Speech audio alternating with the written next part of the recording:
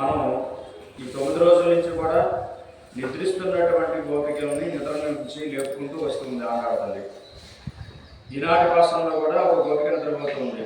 అలా నిద్రపోతున్నటువంటి గోపికను నిద్ర నుండి లేపడం కోసం అని చెప్పి ప్రయత్నం చేస్తూ ఈ నిద్రపోతున్నటువంటి గోపిక ఇంకా నిద్ర లేవకపోయేటప్పటికీ ఆండాడు గోపికి అనుమానం వచ్చింది. ఏంటి?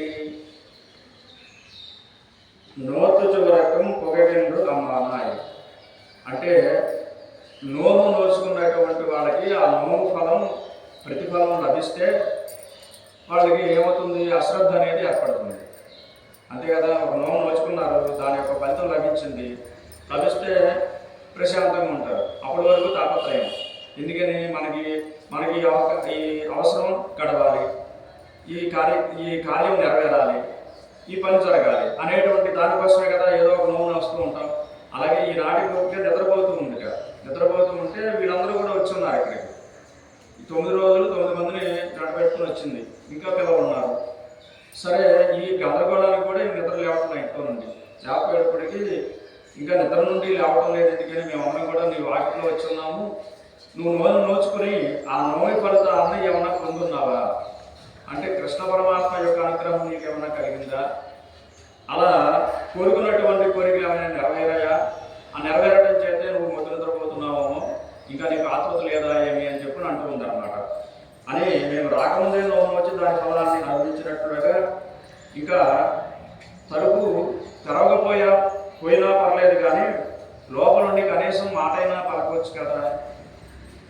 మేమందరం కూడా వచ్చి ఎదురుకుండా నిలబడున్నాం, కనీసం మాకు సమాధానమైనా. వీళ్ళు ఏమనంటే పరా అనేటువంటి వాయిద్యం కావాలి, అంటే వేరే కాదు, మంగళ వాయిద్యం కావాలి. ఆ మంగళ వాయిద్యం ఎందుకనంటే ఇంతకుముందు చెప్పుకున్నాం, అమంగళాలు జరపడం కోసం మంగళ వాయిద్యం అనేది కావాలి అని చెప్పి అలాంటి పరా అనేటువంటి వాయిద్యాన్ని మేము ఇప్పుడు కృష్ణ పరమాత్మ దగ్గర నుంచి పొందాలి. రెండవది పర అంటే మనకి పరతత్వము, మనం చెప్పుకుంటూ ఉంటాం పరలోకము అని చెప్పారు. అంటే మోక్షం పొందడమే ఒక ఆలంబనగా కొంతమంది ప్రయత్నం చేస్తూ ఉంటారు. అంటే ఈ ప్రాపంచిక విషయాలన్నీ కూడా మాకేమొద్దు, పరమాత్మని. అలాగే తులసిని ప్రతినిత్యం కూడా ఎవరైతే విష్ణుమూర్తికి సమర్పిస్తూ ఉన్నారో వాళ్ళకి ఆ విష్ణుమూర్తి యొక్క అనుగ్రహం కలుగుతుంది, కోరినటువంటి కోరికలు నెరవేరుతాయి అని చెప్పి చెప్పడం జరిగింది. కాబట్టి తులసికి అంత ప్రాప్తి ఉంది. కృష్ణ పరమాత్మ ప్రతినిత్యం కూడా తులసిమాల ధరిస్తూ ఉన్నాడు శ్రీ మహావిష్ణువు. అలా తులసిమాల ధరించడం ద్వారా ఆ సువాసన వెదజల్లుతుంది కదా. ఇప్పుడు ఈ ఆండాళ్ళు అంటే లోపల ఉన్నటువంటి ఈ ఆండాళ్ళు అంటుంది, లోపల ఉన్నటువంటి గోపిక ఈ తులసిమాల ధరించినటువంటి కృష్ణ పరమాత్మని ఈ చెంతకేమన్నా వచ్చున్నాడా? ఇల్లంతా కూడా తులసిమాల యొక్క గుబాడింపు, అంటే తులసికి ఒక పరిమళమైనటువంటి మనకి ఒక పరిమళమైనటువంటి వాసన ఉంటుంది. తులసి ఏ మొక్కని కదిపినా కానీ మనకి అలాంటి వాసన రాదు. తులసి చెట్టుకి ఒక ప్రత్యేకమైనటువంటి వాసన ఉంటుంది. అలాంటి వాసన ఈ ప్రాంతం అంతా కూడా వస్తూ ఉంది కదా. తులసిమాల ధరించినటువంటి కృష్ణ పరమాత్మ నీ చెంతకేమన్నా వచ్చున్నాడా? మా వంటి వారు మీరు మంగళం పాడినప్పటికి కూడా స్వామికి మంగళం పాడటం అంటే ఏంటంటే మనం పాడేటువంటి మంగళహారతిని స్వామికి అర్పించేటప్పుడు ఏమనుకుంటామంటే ఆయనకి ఎలాంటి ఉపద్రవం కలగకూడదు, పరమాత్మకి ఎలాంటి ఉపద్రవం కలగకూడదు. ఎందుకంటే పరమాత్మ యొక్క వైభవం అనన్యంగా ఉంటుంది, ఒక్కొక్కసారి ఒక్కొక్క అనుభూతి కలిగిస్తూ ఉంటాడు. ఆ విష్ణుమూర్తికి మనం లేదా కృష్ణ పరమాత్మకి మనం అలంకారం చేసినప్పుడు ఒక్కొక్కసారి ఒక్కొక్క రకంగా కనబడుతూ ఉంటాడు ఆయన. మన యొక్క అనుభూతిని బట్టి ఉంటుంది, మన యొక్క ఆలోచన బట్టి స్వామి యొక్క అంతరం. ఒక్కొక్కసారి నవ్వుతూ ఉన్నట్టు కనబడుతూ ఉంటాడు, ఒక్కొక్కసారి కొంచెం కోపంగా ఉన్నట్టు కనబడుతూ ఉంటాడు, ఒక్కొక్కసారి చిరునవ్వుతూ ఉంటాడు.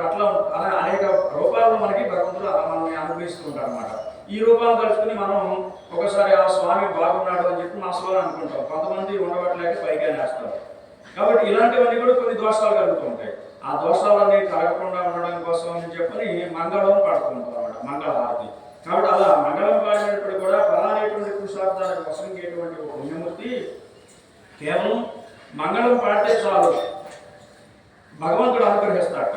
ఆయనకు మంగళాశాసనం చేస్తే చాలు, ఆయన అనుగ్రహిస్తాడు, మన కోరికలన్నీ కూడా నెరవేరుస్తాడు అన్నమాట.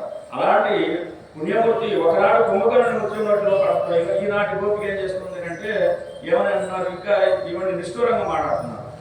ఒకసారి కుంభకర్ణుడే దీనికి సంకేతం.